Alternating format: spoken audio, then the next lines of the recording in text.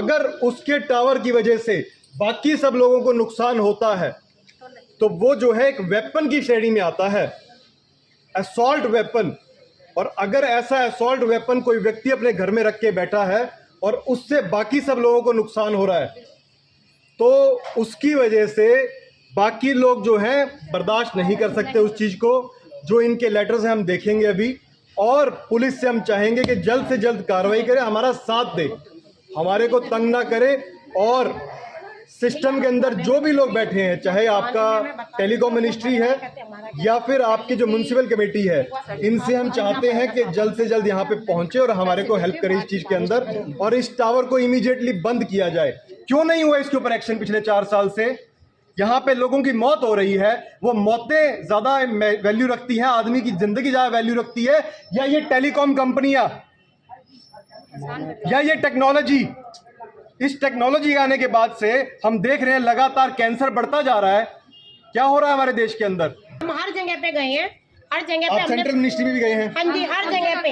ये हमारी पूरी फाइल है, हर जगह पे हमने जाके इस फाइल को हर तक एलजी तक के सर पे पास हम गए हैं। हर जगह पे हम जाके विनती भी की है सरकार से कि सर देखिए हमारी गली में इतने लोग मर रहे हैं, ये भी जो हो रहा है कोई जगह ऐसी हमने नहीं छोड़ी जहाँ पे हम नहीं गए। आपसे कुछ महत्वपूर्ण जानकारी शेयर करना चाहता हूँ।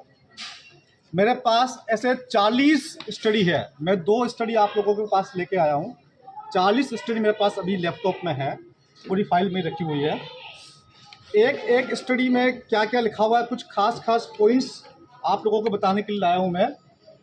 कोई दुनिया की ताकत ये नहीं कह सकती है कि जो आप कह रहे हैं कि वो गलत है। जो आप कह रहे हैं वो वैज्ञानिक स्टडी में साबित हो चुका हुआ है।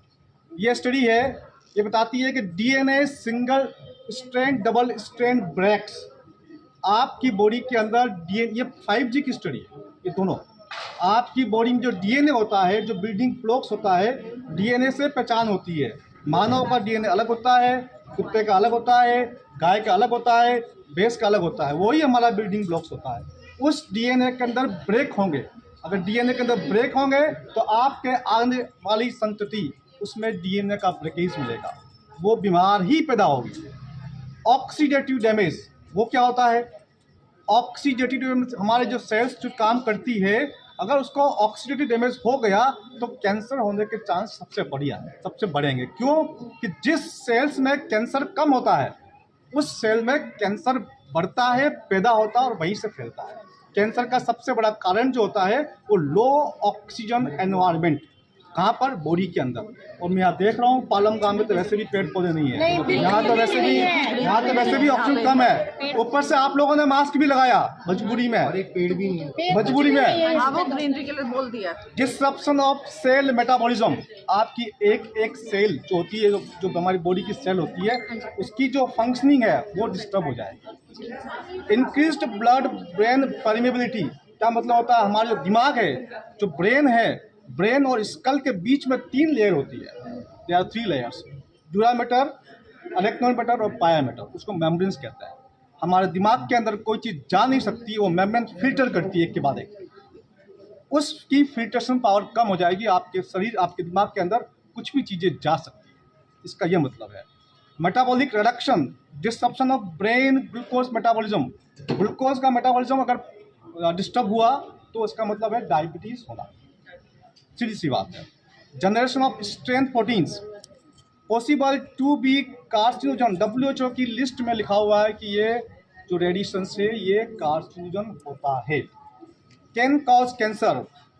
अब इसके साथ में इफेक्ट ऑन स्किन, चमड़ी पे क्या क्या इफेक्ट्स होंगे आपके अंदर? चमड़ी का कैंसर बनेगा, चमड़ी की एलर्जी बढ़ेगी। अगली स्टेप में लगेंगे आपके अंदर एंटीना, पता है किसी को?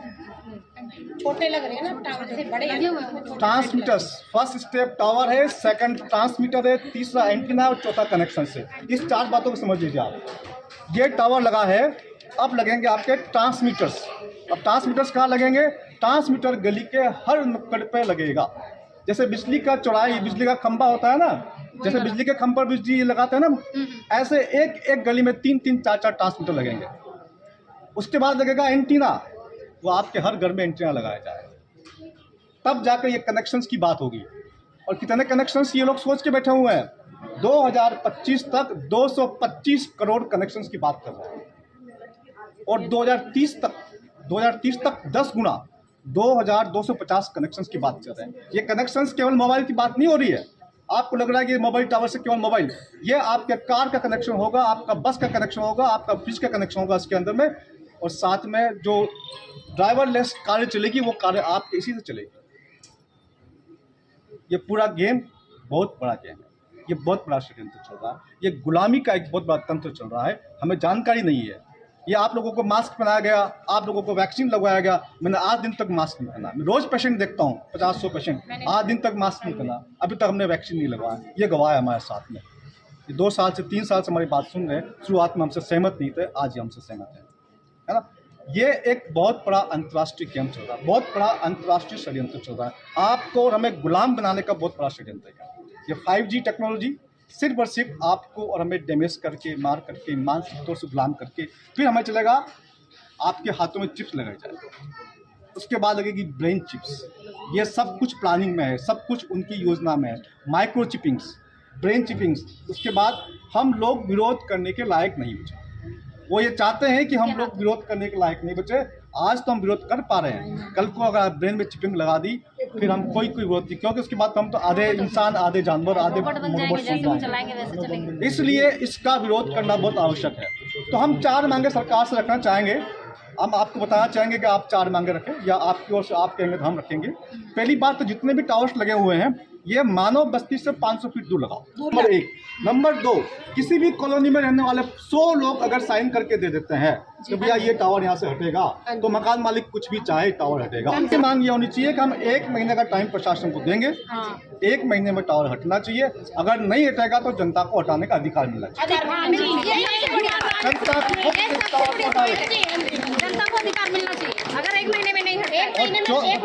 चौथी मांग हमारी ये है कि जनता हटाती है तो जनता का श्रम लगता है, उसकी मेहनत लगती है, उसको भुगतान भी आप करो। आप लोग मुझे बुलाइए, हमें बुलाइए, हम सब आएंगे, इसका कनेक्शन हम काट के जाएंगे। इस टावर के जो ऊपर जो लिखा हुआ है वो हम कर के जाएंगे।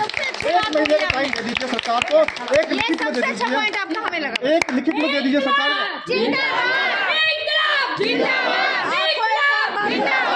ये है राजनगर के अंदर टावर, जिसके बारे में ये कहा जा रहा है कि इस टावर के कारण से गली पड़ोस के लोगों को कैंसर जैसी घातक बीमारी बहुत तेजी से पकड़ रही है।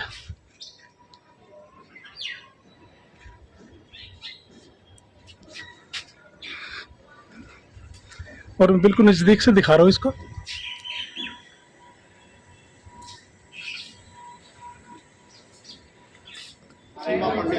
सबसे पहले मैं जानना चाहूँगा जी, आपका नाम है? मेरा नाम है सुलक्षणा। आपका जी? आप ये बताओ कि सबसे पहले जो हमारे बुजुर्ग लोग थे, गली पड़ोस के अंदर एक प्यार मोहब्बत का एक रिश्ता कायम करते थे, और ये भी कहा करते थे कि रिश्तेदारों से पहले पड़ोसी। जिस पड़ोसी ने इस गली के अंदर ये टावर लगाया, क्या उसको पड़ोसियों की कोई शर्म लिहाज नहीं है? क्या उसको ये नहीं पता कि अगर कोई सुख दुख हो गया, कोई भी पड़ोसी तेरे पास नहीं आएगा, क्योंकि पड़ोसियों के साथ तने वो व्यवहार किया ही नहीं? क्या कहना चाहोगे आप इस बारे में? सर वो तो लगाते ही नहीं, और हमने उनसे बहुत रिक्वेस्ट भी की कि मत लगाओ मत लगाओ, आस पड़ोस का मामला है, हम आपके ही भाई बहन हैं, फिर भी उन्होंने एक नहीं सुनी। तो यानी कि उनको पैसे किससे प्यार है?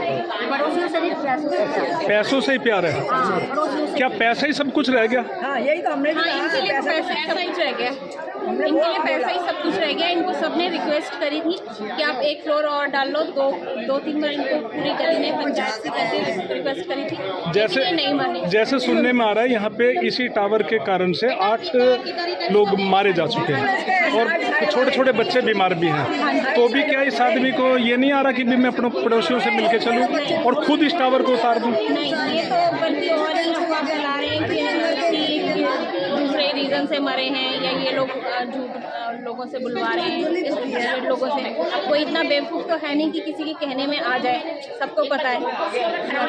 आप क्या कहना चाहोगे इस बारे में? मेरे घर 3-4 बार मीटिंग हुई, बेटे मत लगवा मत लगवा, मैंने उसकी मम्मी के पैर तक छू लिए। मैडम भी सुनो ना। हाँ, मैंने उनकी मैडम के पैर तक छू लिया। मैंने कि ये काम मत कर, लक्ष्मी अच्छा नहीं है, सही नहीं है, अभी ये परेशानी है। पर बच्चा कह रहा मैं जिद पे लगाया है।